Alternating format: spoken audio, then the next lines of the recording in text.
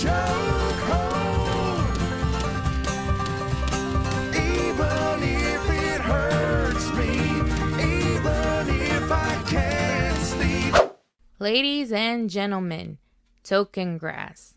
As always, make sure to follow my social media accounts at It's Lielers on Instagram, Threads, and X, and subscribe to my YouTube channel at It's Lielers.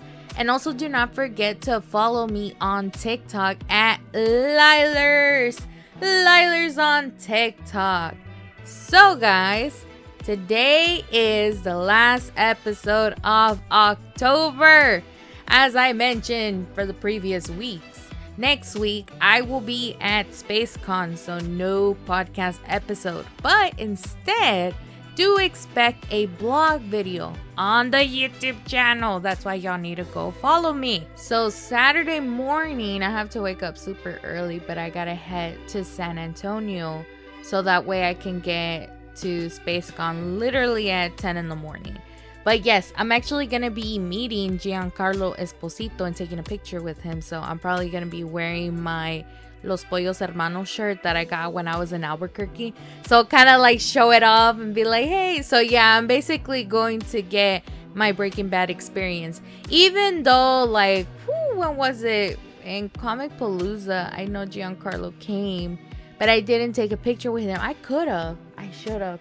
But it didn't happen. Oh well. So better late than never. And yeah, SpaceCon is gonna be hella packed because I think everybody is gonna go see Ewan McGregor and Hayden Christensen. So there were a lot of photo ops available for them, but it sold out, and that includes autographs as well. So yeah, there's gonna be a lot of Star Wars fans. So I'm excited. I'm also excited just to see what they're gonna have in store, like vendor wise.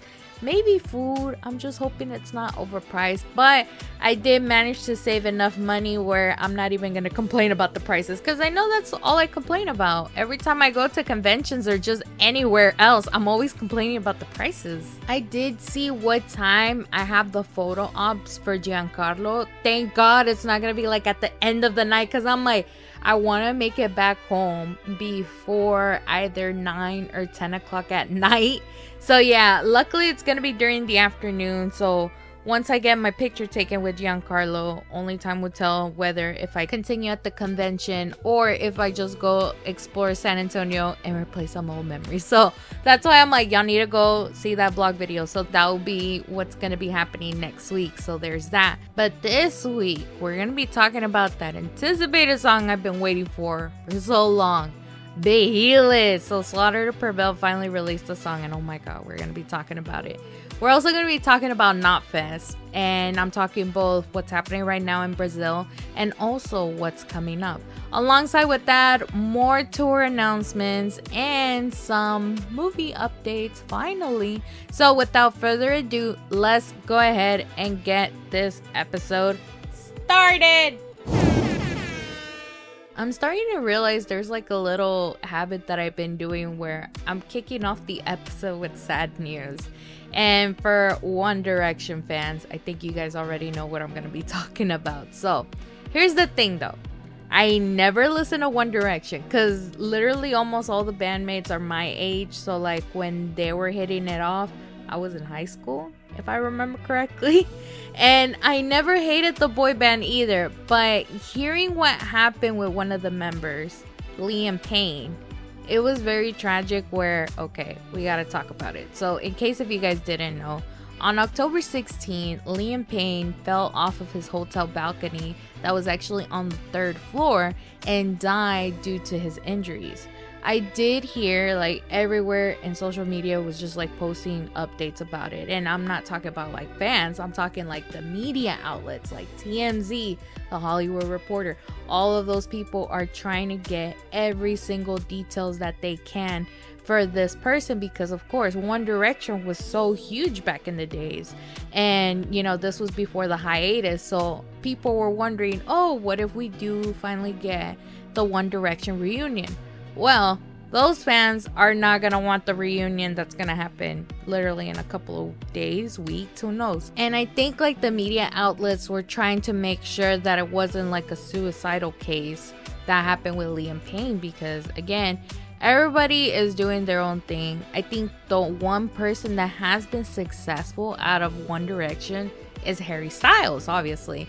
But Harry finished his tour like last year? Yeah, I started digging into the whole One Direction thing. So again, I'm not a fan. I'm just doing my research. And the other theory that people have was that probably Liam was under the influence of drugs or God knows what. So what happened was that one of the media outlets actually released the 911 call that was made literally before he passed away. And the hotel staff was wanting somebody to come in, whether if it was ambulance or police, because Liam was being like, I don't want to say obnoxious, but it was more like he was just out of it. He was destroying like hotel property, and they were mostly concerned for his safety because they were saying like his hotel room has a balcony and they're worried that he might do something. And they didn't say what specifically, they were just worried. And next thing you know, boom, he fell. And the thing is that it was a cry for help, meaning that the hotel staff still did their job trying to help Liam calm down, you know, for his safety. But yet it hasn't even been said who else was in the hotel room with him, whether if it was just him by himself or was there somebody else with him. So people are trying to suspect whether Liam did that to himself or if somebody pushed him. So yeah, I mean, obviously the news got around whenever they saw Liam, you know, on the floor where everybody else could see him. Now, here's the other thing. Rumors were being said that maybe he just started losing it because I think not even a few hours ago, Liam was released by his record label. So maybe that's what initiated the rage. Again, it's still under investigation. And as soon as the news got to where, hey, Liam Payne passed away, TMZ, I don't know how in the hell, but they managed to get pictures of homeboy gone. You know, his corpse is there. And they had pictures of him. So what TMZ did, just to again get ahead of the game, they kind of like cropped parts of his body to where it just shows the tattoo, saying, okay, this is confirmed, this is Liam because look at the tattoos, this and that. But everybody on social media was not okay with it because, again, if they crop the pictures, that means they have the whole physical body of him just gone, you know. And everybody was like, this is fucking sad. Like, it's so disturbing for TMZ to even post this. Because if you think about it, TMZ wanted to get ahead of the game so bad. Remember what happened with Kobe Bryant? They were literally the first ones to report, hey, Kobe Bryant and so passed away in a helicopter crash.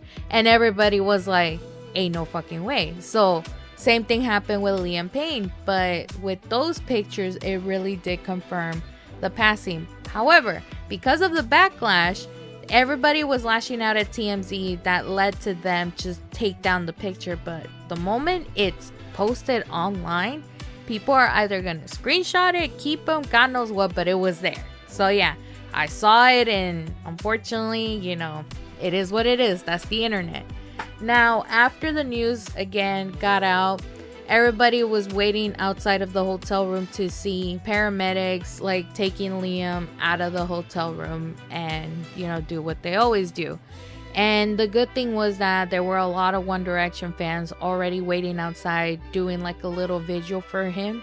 And once that was also shown to the internet, little by little, the rest of the members of One Direction posted on social media like little messages towards Liam, and just everybody's just shocked at this point, you know. And yeah, again, a lot of fans are really sad, especially me, only because I did see a video that people are posting that, you know, Liam was outside of his hotel room, I guess, and I don't know if it was like a day or a couple hours before he passed away. And there was this fan talking to Liam, and he wasn't hysterical or anything. He was just very emotional, saying like, your music saved my life. And I was like, somebody check on this fan, because I don't think he knows what happened.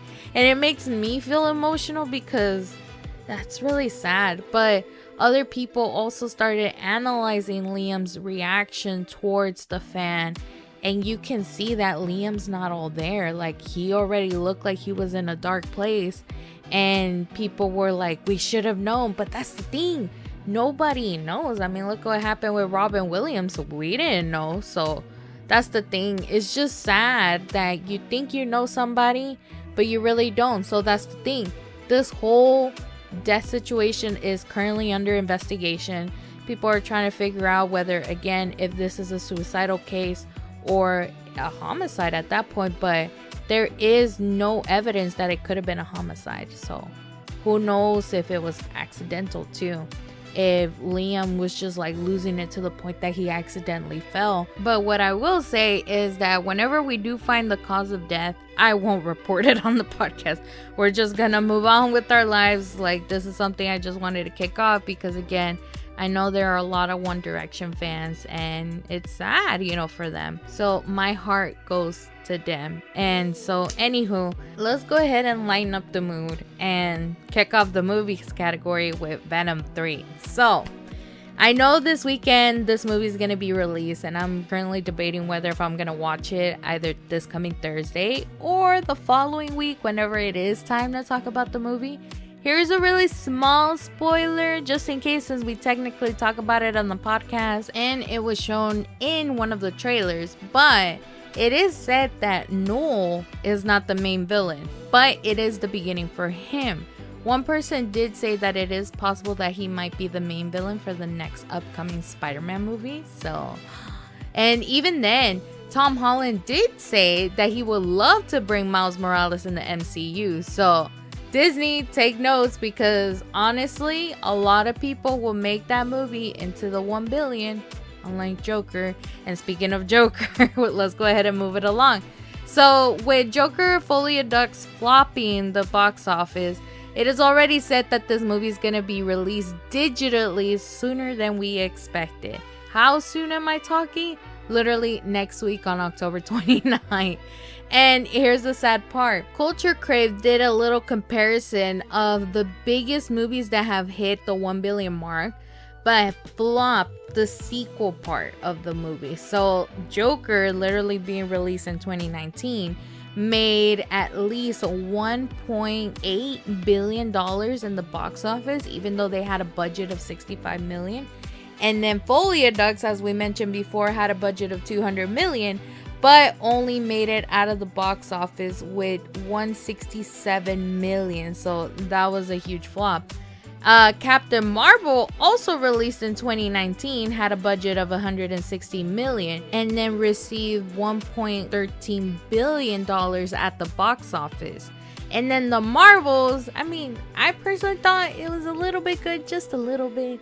But they had a budget of $220 million and flopped the box office at $206 million. And lastly, I was surprised they even included this movie. So back in 2010, Alice in Wonderland had a budget of $200 million and then got out of the box office with $1.2 billion. But then the worst movie of them all, back in 2016, Alice Through the Looking Glass had a budget of $117 million and got out of the box office $300 million, which was just enough to pass the budget, but it flopped severely. So those are the three, what they call biggest sequel bombs to 1 billion films, provided by Culture Crave. The next movie update I have for you guys is that we are getting Crypto the Super Dog in the new Superman movie. So James Gunn released a photo of the duo looking like they were sitting on the moon maybe and looking at planet Earth. All I gotta say is that Crypto is gonna carry this movie. Changed my mind. Anywho, we also got the first poster for Five Nights at Freddy's 2. And yes, it is exactly like the video game. The animatronic that we're looking at in the poster is Freddy Fazbear, but with those, red cheeks that he has on the side. Very retro, but it's still the same thing. So I'm pretty sure it's gonna be the same as the game. And it also just has the number 2, like have Freddy tell you what the movie is going to be about. And underneath the number 2 is the date, which is gonna be December 5th, 2025. Sweet fucking Jesus. I gotta wait over a year for this movie. But then again, that's okay because I was talking shit about the other one. So you guys have plenty of time to watch the first movie if y'all need to. And then make your way to the second movie. If not, go explore the lore with the video game. So yeah. Anywho, let's go ahead and move it along. The next thing I have for you guys is that the last Conjuring movie has begun filming. So The Conjuring, The Last Rites, is scheduled to release in theaters on September 5th, 2025. A lot of people are still discussing the fact that they should have just stopped with the series after the first one, because what's scarier now than watching the film is actually paying to watch the movie itself. Other people are also hoping that the movie will end with a bang, so stay tuned. I'm not gonna watch it, just know that, nor I will do a movie review, but if you guys are fans for the franchise, definitely go check it out whenever it does come out. In other news, Denis Villeneuve, I think I'm pronouncing his last name right, reveals that he has plans to make Dune Messiah sooner than expected. He said in an interview, quote, "I thought after part 2 that I will take a break, that I will go back in the woods and stay in the woods for a while to recover. But the woods weren't really suiting me." So, if you think about it, by the time he writes the plot and then to begin filming, I have a feeling Dune Messiah won't come out maybe in 2 years, in 2026. That's my prediction. We will see. But I know if you guys have read the books, you guys already have an idea what to expect. If not, definitely go check it out and then watch the reboot of Dune and Dune 2, the ones that just came out. And I think it's available on Max still, so there's that. The next thing I wanted to talk about is that there's a possibility Lionsgate wants to make a new version of American Psycho, but not do a remake. It's different.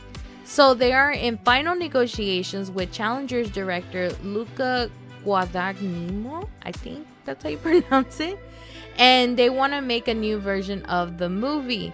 I don't know if they're probably gonna even cast Christian Bale to come back, but at the same time, maybe he will be another character. Who knows?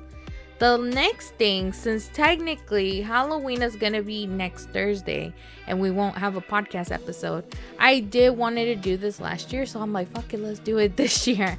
I wanted to give you guys some good movie recommendations before October ends. And here's the fun part. A news outlet called Now This, they release a bunch of videos and whatnot. They actually did release like 10 movie recommendations based on beats per minute of the audience or whoever's watching it. So like kicking off the number 10 list, they listed the movie Talk to Me, which was released in 2 years ago in 2022. And it says that it has an average movie heart rate of 79 beats per minute. The highest spike recording was at 106 beats per minute, so that's what they're basing it off. The next movie at number 9 is Hell House LLC, which was released back in 2015. I never watched this movie, and just hearing it, I'm like, I'm kind of interested in watching it. But the average movie heart rate was at 81 beats per minute, but the highest spike is at 107 beats per minute. So they're basing it off what is the highest to rank off this whole list. The next one happens to be The Exorcism of Emily Rose that was released back in 2005. I actually watched this movie. Believe me, I was bored. So I don't know if I should say, oh yeah, I agree with this list. But average movie heart rate is at 82 beats per minute. The highest spike was at 96 beats per minute, but that's lower, so I don't know. Just trust the process that they're doing over here. Then the next movie, which is actually coming up with a sequel right now, but at number 7 is Smile, that was released back in 2022. I wonder if the sequel is going to be as good as the first one, but again, it might flop because look what we just talked about with Joker. But anywho, Smile got an average movie heart rate at 83 beats per minute, but the highest spike was at 114 beats per minute. So do what you will with that information. And then the next one, and this one, I'm surprised it's standing at number 6. This movie is probably one of the most disturbing movies I have ever watched. Will I ever watch it again? Hell to the fucking no. And that movie is Hereditary. That movie was released back in 2018. I actually watched it in the movie theaters with somebody. And while I was watching it, it got to the point where I actually had to turn my head to the side because I could not watch it. Like, that was the only time I've done that. It wasn't even with the Terrifier movies. Like, I have my limits, but Hereditary, it really pushed it. But anywho, the average movie heart rate for this movie was at 82 beats per minute. The highest spike was at 104 beats per minute. I feel like when it comes to like the beats, for me, I wouldn't consider it like, oh my god, I can't, like I'm freaking out. No, I think I was just more disgusted. I think that was what happened in that movie. But if I were consider like my beats per minute, I probably would be at the average heart rate. So there's that. The next one at the number 5 rank is The Conjuring, the first one that we were just talking about that was released back in 2013. The average movie heart rate is at 84 beats per minute, and the highest spike is at 132 beats per minute. So yeah, that's why a lot of people say no, the first one was the best and that's it. The fourth one, and this one was kind of like, oh my god, the next picture kind of creeped me out, but that's the whole point. Number 4 is going to Insidious, the one that came out in 2011. The average movie heart rate is at 85 beats per minute, and then the highest spike is at 133 beats per minute. And of course, now this ended up putting that picture where Daddy Wilson, or Patrick Wilson, is standing all confused, but in the back you see like that red demon figure freaking out. And yeah, so I was like, god damn it, they had to use that picture. But anywho, now time for the top 3, and literally their third ranked movie is a new movie that I think some of you guys definitely need to check it out. I even recommend it. It's called Skinamarink. It was released in 2022 and landed in third because of the heart rate increase went from 20 beats per minute to the highest spike at 113 beats per minute. Whenever you see like even the cover of the movie, it kind of gives you the creeps. So anywho, the number 2 spot goes to the movie called Host, which was released back in 2020. And this movie was mainly shot in Zoom. So it's like, oh yeah, it's the pandemic, so let's go ahead and give you guys an inspired horror movie. Who did this? Was it Blumhouse? Let me find out. I heard of it, but I never watched it because it was cliche. Come on. But now this says that it caused an average heart rate increase to 88 beats per minute, and the highest peak was recorded at 130 beats per minute. So I guess. And then the top 1 most scariest movies that they recommend, and I want to say I also recommend too, but the movie is called Sinister. It is the supernatural horror film caused people heart rates to increase from 64 beats per minute, and the highest rate spike recorded was at 131 beats per minute. So yeah, but not only that, I also wanted to give you guys a few of my recommendations that are not in this list. And some of these movies are actually available on Amazon Prime if you guys do have it. But obviously, kicking off of my list, the Terrifier movies, literally 1, 2, and 3. So if you guys do watch at least the first 2, you will have enough time to check out the third film. And I say the third one is probably my favorite out of the 3. So there's that. And then the next movie recommendation I have for you guys is The Blair Witch Project. I'm talking the original. When I first watched it, I didn't understand it at first until I got older. And I was like, yeah, this is a little bit creepy. So now I'm terrified of the woods because of that. So there's that. The next one, it's just cuz. Go watch The Nun.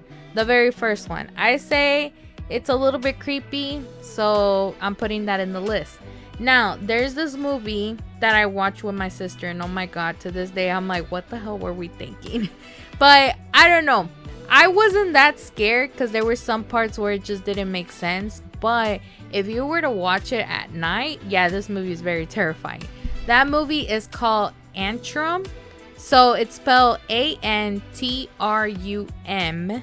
and it's called The Deadliest Film Ever Made. So it's not really based on a true story, but the way how the movie kicks off, it's more like, oh, hey, like, you're not supposed to watch this movie because when they released it in the movie theater, the theater just caught on fire. And I'm like, okay, that's a good way to start it. And I remember when me and my sister were watching it, there was like a moment where I guess the movie just like cuts off and all you see is like a demon just staring at you. And I'm over here like, get to the point. And my sister was like freaking out, and I'm like, it's okay, like, we can fast forward, because that's all it is. It's just a demon just staring at you, and you're just like all awkward, like, what do I do? So yeah, definitely go check it out. The next one, and I actually, like, I wish I had saved this post. Like, oh my god, I swear TikTok, sometimes they show me like the creepiest things, and I'm like, I need to save it, but at the same time I'm like, I don't want to get back to this post.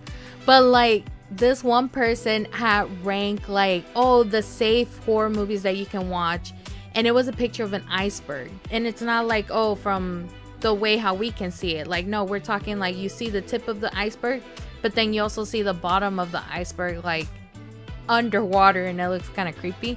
But like on the tip of the iceberg, again, safest horror movies you can watch, leading up to the very bottom. And I was so curious, I'm like, what are these bottom movies called? Because I never heard of them. But then like supposedly these are like the worst horror movies you could ever watch.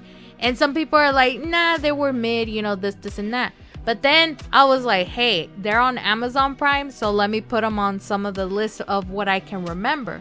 One of them is called V-H-S. So VHS, but there's like the dashes in between. So it was that one, and I think that one's based off like, oh, a group of people find VHS tapes of horror movies and God knows what. So I haven't checked it out, but that's something that is on my watch list. The next one is called the Poughkeepsie tapes, and I think some people are like, oh yeah, no, don't watch that one, it's hella scary, this and that. But hey, it's also on Amazon Prime. Then there's another movie. It's not on the iceberg picture that I was telling you guys about. There were more in there, but I can't remember the list. If I ever do find it, I'll probably put it on here on a random episode. So yeah, stay tuned. But the next movie I have as a recommendation, this is something I watched back when I was in 9th grade, I think. And the creators from Saw made this movie. So if you're into Saw, definitely go watch this movie. It's called The Collector. The way how this movie was, it was kind of like, it was a little bit boring. The storyline didn't make any sense, but again, the gore is in there, so there's that. And then the last movie recommendation I have for you guys, it's one that kind of still gives me the creeps to this day because it is inspired by true events. It's called The Hills Have Eyes.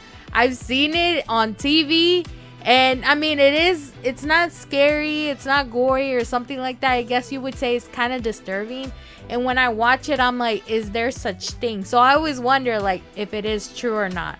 So I'm just like, I'll watch it. That last time that I watched it when I was a teenager, and I have not watched it ever since, and I don't think I'll ever watch that movie again. It gives me the creeps. So that is my recommendations of horror movies, including the ones from nowadays. So with that being said, that's all I have for you guys in the movies category. Now let's talk about television. I only have 2 things for you guys.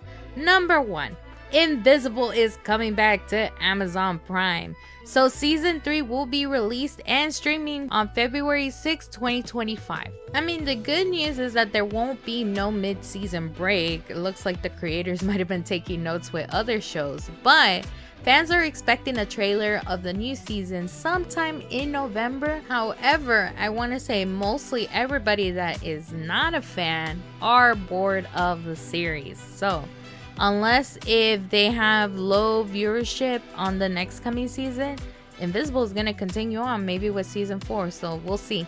The last thing I have for you guys in this category is that Screen Rant reported that Fallout Season 2 will start filming in November. Let's go! I'm hoping I get to watch this before summer begins, like this coming year, but I doubt it. Instead, I should probably play the video game until Season 2 comes out. We'll see. But anywho, let's go ahead and move on to the music category with the anticipated news I've been wanting to talk about. Slaughter To Prevail has officially released Behelit, and yes, It is actually a mixture of Rammstein and Berserk. Oh my god. So if you guys have not seen the anime, definitely go check it out. But yeah, I had that song on repeat. It's so good. So we need to talk about the lyrics. So I'm trying to figure out, because I've seen Berserk maybe like the first few episodes to understand what the series it's all about. But what I'm reading on the lyrics, it looks like Alex or maybe Jack, because they both wrote the song. I don't know if they're putting themselves in place of Guts, who happens to be the main character of the anime. And also, Alex named his dog after him. So there's that.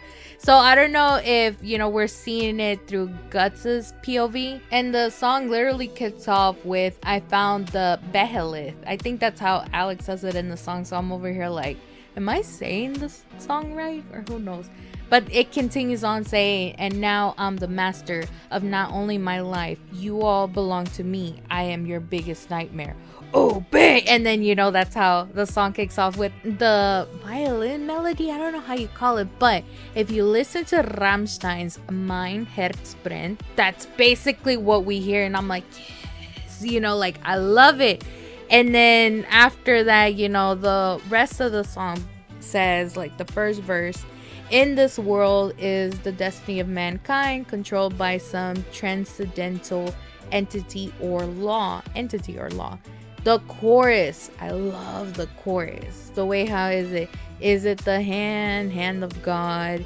Is it the hand of God? And then hovering above, I've never seen ruthless hand enough. Is it the hand of God? No! Like, oh my god. I love that. I don't know why, but it sounds so good. And then the second verse, oh, the sword. It says, man takes up the sword. In order to shield this wound in his heart, sustained in a far off time, beyond remembrance, beyond. And then the chorus. And the more you hear the song, you can actually still hear hints of Alex's scream, literally sounding like one of the Call of Duty zombies. Like, we still hear that. That's how you know his screamo is still OG. But I love how literally their fandom is involved with the song. And here's the thing. So because the song was such a success, literally it has over 32 million streams, and I think that was a couple of days ago. It probably went up. Again, I'm repeating that song so many times, but Alex posted these numbers on social media, and this is what he said in the captions. He said, quote, to be honest, I love our new upcoming album, and I'm still waiting for it, just saying. He said, I gave it a name. The album is called Grizzly. Yeah, we have extreme and stupid heavy songs, but also we want to make something different, and Behelit is the first step. I love the song very much. Thank you. And I'm over here like, I need Grizzly now, please, and thank you, okay? But I'm hoping they release it before the year is over, but at the same time, all I'm saying, Slaughter To Prevail, my birthday is in January. It will be nice if you release it. I'm just saying. But anywho, besides that, we also have some news with the band. We finally got Slaughter To Prevail performing at Knotfest. Oh my god. When I woke up, I think I woke up like at 5 in the morning because, Cosmo and whatnot. But I went on social media and that was like the first thing I saw. And I'm like, what the fuck? So, Knotfest is going to be heading to Australia. Of course, Slipknot is headlining, but they will be joined with A Day to Remember, Baby Metal, Slaughter To freaking Prevail, and then Polaris, Within Temptation, Enter Shikari, Hatebreed, In Heart's Wake. I think I never heard of them. This is the first time I hear of them. We also have Health, Miss May I, Vended, I'm not surprised, and then lastly Tsunami. So the dates are 3 different places. So February 28th, which is literally Cosmo's birthday, they're gonna be in Melbourne at the Flemington Racecourse, and then March 2nd they're gonna be heading to Brisbane at Showgrounds. And then their last stop is going to be on March 8th at Sydney, Australia at the Continental Park. This is where it's going to get confusing because I have a feeling this is Australia time. And since Australia is 24 hours ahead of us. So tickets will be on sale on Wednesday, 23rd of this month, 3 p.m. local time. And you can get the tickets at knotfest.com/Australia. So I have a feeling that's their time. Why do I say this? Is because I got an email from Slipknot literally a couple hours ago saying that, hey, the pre-sale is happening today. And it says literally Monday 21st of October at 11 a.m. local time. And I was like, I was ignoring the fact that it said like today, like right now. I didn't check the date itself because when I click on the link, it says access denied. It's October 20th, United States time. So if you're living in Australia, I think I have some listeners there. You guys can actually buy your tickets now. So lucky for y'all. Unlike for us, we gotta wait till tomorrow. So there's that. But yeah, I wish I could go. Unfortunately, that is too far and expensive for me. So yeah, I would have loved to see like Slaughter to Prevail and Slipknot on the same day. But hey, I got to see them back to back. So I guess. But all I'm saying is if Slipknot ever does tour with Slaughter to Prevail, you best believe I would spend so much money to get as close as possible just to see them. So there's that. Anywho, speaking of Knotfest, right now, Slipknot is currently in Brazil for the festival. And I got to see that Corey Taylor debuted a really sick new look. And I'm so jealous. Why? If you were to see like the videos that they posted, I want to say on Knotfest's page, like Corey's eyes are glowing red. And I'm like, where do I get that for myself? Because now that I have LASIK and I no longer have to wear glasses, I would like to get my eyes glowing like that. It looks so fucking brutal. It kind of gives you like Billy the Puppet vibes from Saw. So, and I know Corey is a huge horror fan too. So there's that. But anywho, aside from that, I know Eloy is having the time of his life and is definitely getting a ton of love from his home country. So I'm happy for him. And since we're already talking about Eloy, yeah, we're like moving as fast as we can. So we're not doing a really long episode. But remember how last week I mentioned 2 from Sleep Token got nominated for Best Progressive Rock Drummer from Modern Drummer? Well, Slipknot's Eloy Casagrande is nominated in the metal category. Alongside with him, his replacement, Grayson Nekrutman, I think I'm pronouncing it right, who is in Sepultura, also got nominated. The rest of the metal drummers that were nominated were Mario Duplantier from Gojira, Ray Luzier from Korn, and Charlie Benante from Anthrax and Pantera.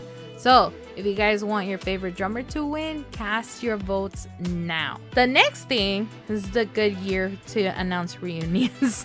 Who else reunited? Well, if you haven't heard, Crossfade has officially reunited. Yeah.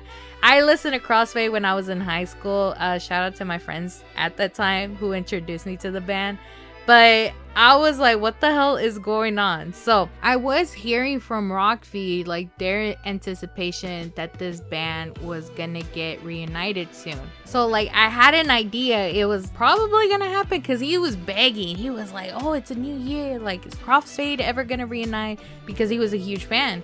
And then next thing I know, I got an email from Incarceration and I went straight to Instagram because I was like, I need to see his reaction. But here's the thing. So Rockfeed was the first to announce this reunion with the band behind him. I was like, what the hell? So they released a video all about it on YouTube. So y'all should definitely go check it out. But not only Crossfade is back, as I mentioned earlier, they will be joining 3 Days Grace and performing at Incarceration Fest. Oh my God. Tickets are now on sale if you guys are interested in going. It's going to be happening in July. So yeah, definitely get them now before, you know, they sell out because there's 2 reunion bands are performing. Like, what else could you get from that? Anywho, the next thing we got to talk about is Battle Mints and what the hell are they cooking? Literally. So We got a video on the 11th and today just teasing potentially something's happening, maybe a new album, maybe a new single, who knows. And then was it last week Mayhem Fest was happening and they were headlining, so Noah debuted a new burnt mask and I was like, what the hell happened? Like, was this intentional? So here's the thing, what is the message so far that they're trying to say? It is, quote, don't be afraid. So I'm like, is that what the new album is called? I don't know. I'm just, again, I don't know. But the most recent video that they posted, we actually see Noah looking like Two-Face with a half-burnt face. So, yeah. And I even commented on there, nobody likes to tease Noah. So, hurry up and let us know what you guys are cooking. I'm pretty sure it is a new music. But we'll eventually talk about it once we get more details. The next thing I wanted to talk about is Sick New World. So they released their lineup for next year and so far it looks interesting. I don't know about last year, like comparing it, I don't know. But here's the thing, the first thing you see, Metallica. Oh, and not only that, Linkin Park. So it's like like a balance probably for the haters of the Linkin Park and who also love listening to Metallica. I don't know. But there's other bands that are in here like Queens of the Stone Age, AFI, Evanescence, Gojira. Why you're here too?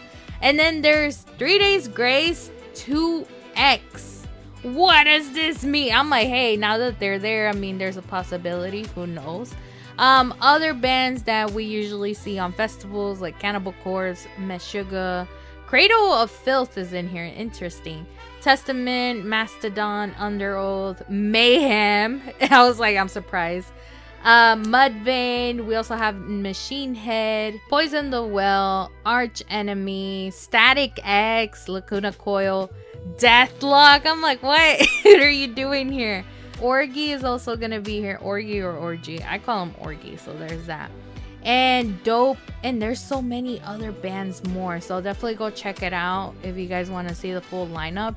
But Sick New World will be on April 12th of next coming year. It's gonna be on a Saturday at the Las Vegas Festival grounds. See, here's the thing, I kind of want to go, but after seeing the videos of people during the We Were Young Fest, I'm a pass. Like, honestly, the only way you can attend a festival and be as comfortable as possible, you gotta spend extra money on VIP, because VIP has, the air conditioned bathrooms, and then you get to see them from a distance with shade. And I'm like, yeah, no, there's no way in hell I can do festivals. I don't even know how many people do it, especially like in Coachella and all of that. But anywho, let's go ahead and move it along. Breaking Benjamin actually released a new single called Awaken. Y'all should definitely go check it out. Do I have thoughts on it? I mean, when I listened to it, I was like, am I in high school or something? Because it sounds like so bad. It still keeps the same melody. So I'm like, there's no changes. I'm hoping that eventually they do release an album. So yeah, keep your eyes peeled on that one. Anywho, and then the last thing I have for you guys is, a month ago, we talked about Vans Warped Tour possibly coming back to celebrate their 30th year anniversary. So it has been confirmed in a way. There was actually like a leaked advertisement in Las Vegas, and everybody got the schedule of the dates and the stops that this festival is gonna have. I don't even know what to call it, festival or tour at this point. Why do I say this? Is because there's only 3 stops total. One is going to be in Washington, D.C. at the Fields at RFK campus, which will be held on June 14 and the 15th. The other one is going to be at Long Beach, California at the Shoreline Waterfront from July 27 to the 26th. And then the last one is going to be at Orlando, Florida at Camping World Stadium campus on November 15 and 16. The ad also does say that pre-sale starts on October 24th at bandswarptour.com. Rockfeed posted on social media that, quote, Warped Tour founder Kevin Lyman says that the festival could expand to more cities if the comeback goes well next year. He told Rolling Stones, quote, if it works, we'll look into the future to do more. All I gotta say is, please, if you do go to Warped Tour, Some of us will like it in our stop, and you know that big ass sign that they had, like, oh, if you mosh, you get injured, no more Warp Tour. Please don't, just say.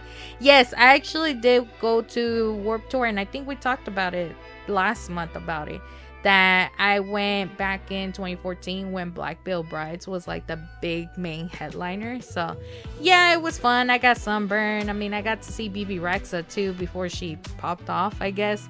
So yeah, I highly recommend it. But at the same time, I think most millennials are like, how in the hell did I walk around with Vans with no comfort or support, this and that? And I'm starting to wonder the same thing. But at the same time, I'm like, you know what? I still have my platform Vans. I might wear them, but if I get tired, I'm putting on my Crocs. This is why I wear Crocs nowadays. So yeah.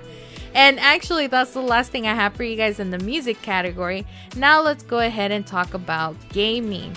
The one thing I wanted to talk about is that we finally have a good game that's worth playing. Which one am I talking about? It's actually the Silent Hill 2 remake.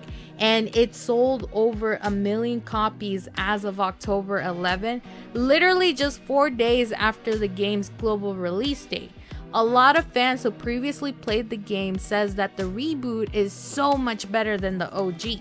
Unfortunately, it's only available on PlayStation, so I'm like, hey, y'all could probably expand it, but so far I think the developer only has the rights just for PlayStation, so we'll see. The next thing I have for you guys is that Insider Gaming says that the next Call of Duty game that will be released next year, because you already know there's a habit right there, will probably be a sequel to Black Ops 2 and will be set around 2030. There is a comment that I saw by young_king_3102 that said, quote, no, I would like to have a remastered version of Black Ops 2 in 2025. And actually over 1,300 people liked it. And honestly, that's not a bad idea. So Call of Duty or Activision, take notes. Just saying, I don't think everybody wants a new Call of Duty game. At this point, just do the remix. Y'all did it for Modern Warfare, so there's that. And then the last thing I have for you guys in the gaming category is that Magic the Gathering is doing another collaboration. And this time it's with Marvel. So they released like a variety of cards that they're gonna have in this collaboration. And yes, it's just like, how we did with the Chucky collaboration. Each card has a different design and it has a different power. So let's talk about it. One of them that I'm looking at right now is called Ice Storm, which happens to be like a sorcery card. And it says destroy target land. And it says underneath it, nothing could survive in the wake of storms, blizzards, not even the land itself. So that's like a collaboration with X-Men. The next one that we see is called Galvanic Blast. It has a picture of Iron Man and, all of his Iron Man suits in the back. And it's an instant card. It says here that Galvanic Blast deals 2 damage to any target. It says Metalcraft. Galvanic Blast deals 4 damage instead if you control 3 or more artifacts. And the quote itself says, all units set repulsors to maximum power. So there's that one. And then the next one we see Hunky Wolverine. Sweet Jesus. I actually like the artwork for this one. I'm like, damn. Is he also naked under there? So this one is called Rhythm of the Wild. Kind of sounds like a song in a bit. But it's an enchantment card. And it says creature spells you control can't be countered. It also continues to say non-token creatures you control have riot. And then the quote says, throughout his adventures with the X-Men, Logan regularly returned to run with his first true family, a pack of wolves. I'm like, oh, that's so cute. I mean, Magic did release like a series of a bunch of cards, so I'm not gonna go through all of them, but let me talk about the legendary creatures. One of them is Captain America First Avenger. Hooray. So he's a legendary creature, human soldier hero. It says he throws 3, I forgot what's it called. It says unattach an equipment from Captain America. He deals damage equal to that equipment's mana value, divided as you choose among 1, 2, or 3 targets. And then it says catch At the beginning of combat on your turn, attach up to one target equipment you control to Captain America. The next legendary creature is Iron Man Titan of Innovation. It says artifact creature human hero. Flying haste. Genius industrialist. I don't know if I said that right. It says whenever Iron Man attacks, create a treasure token, then you may sacrifice a non-creature artifact.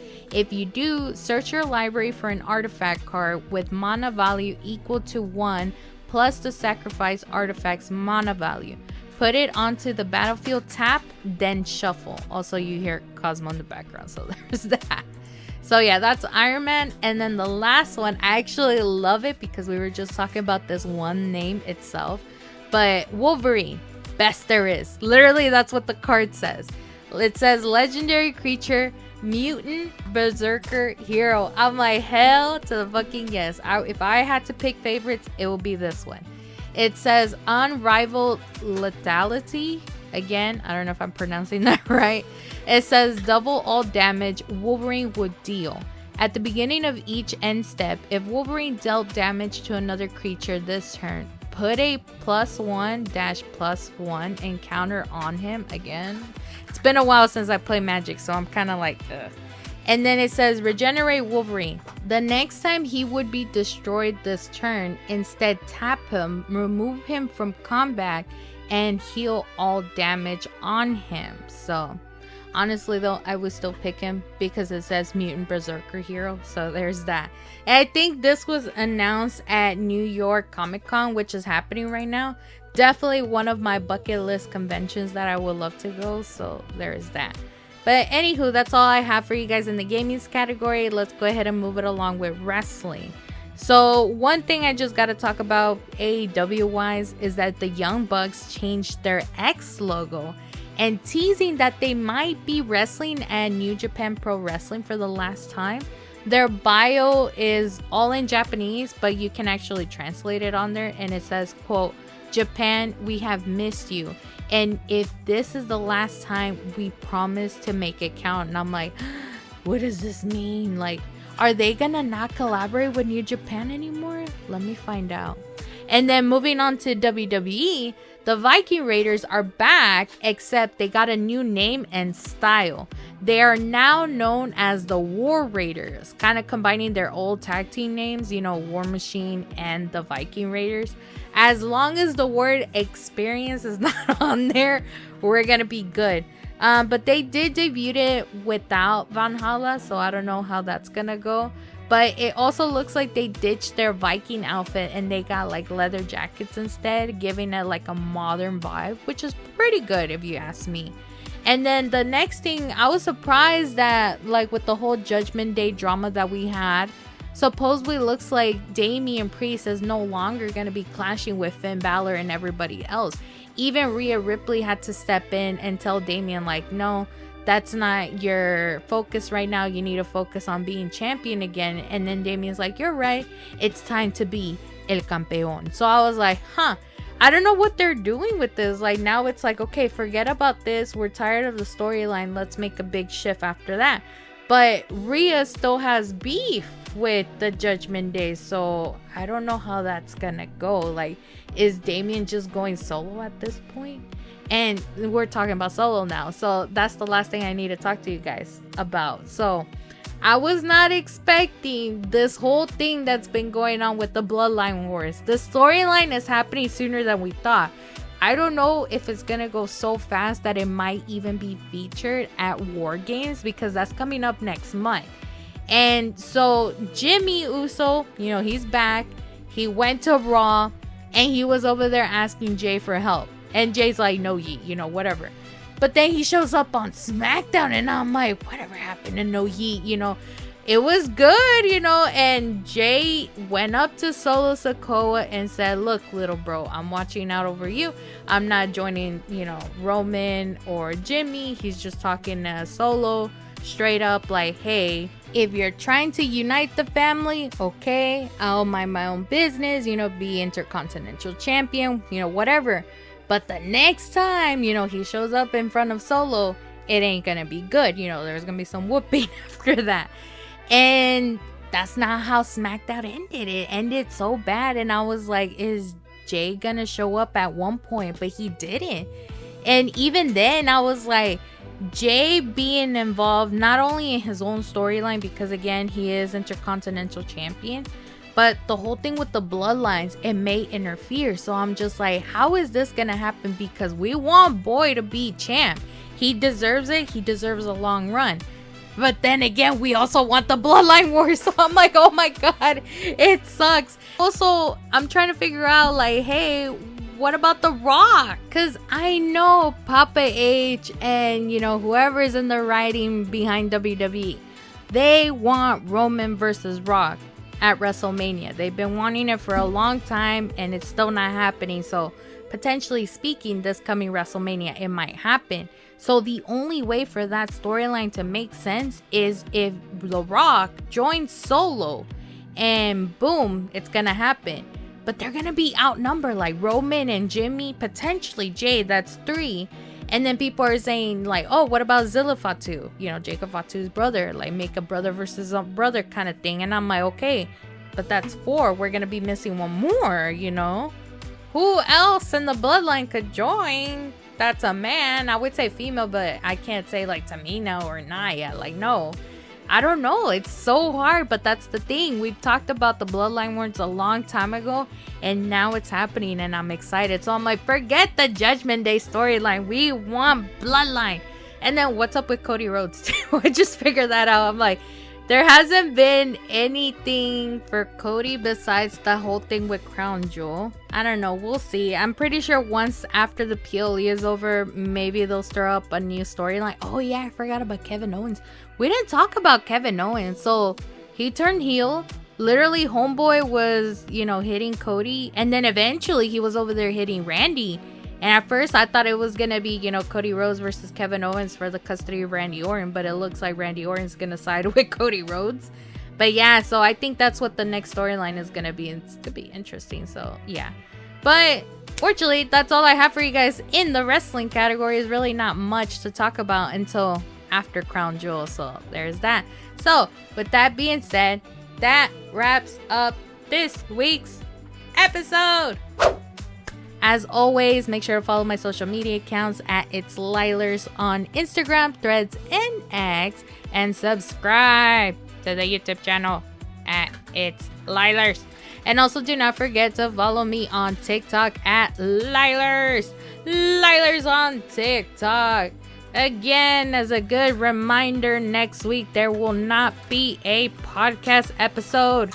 I will be in San Antonio on Saturday at SpaceCon. So if you are subscribed to my YouTube channel, please expect a blog video from me where you will see my little journey of what I do over there at the convention, and maybe possibly replacing some old memories in San Antonio. So yeah, definitely subscribe to the YouTube channel while you can, and check out the other previous blog videos, you know, the one with me at Dallas, or, you know, the last convention I went to, which was at the Houston Horror Film Fest, or hey, even the one I went to Mexico City.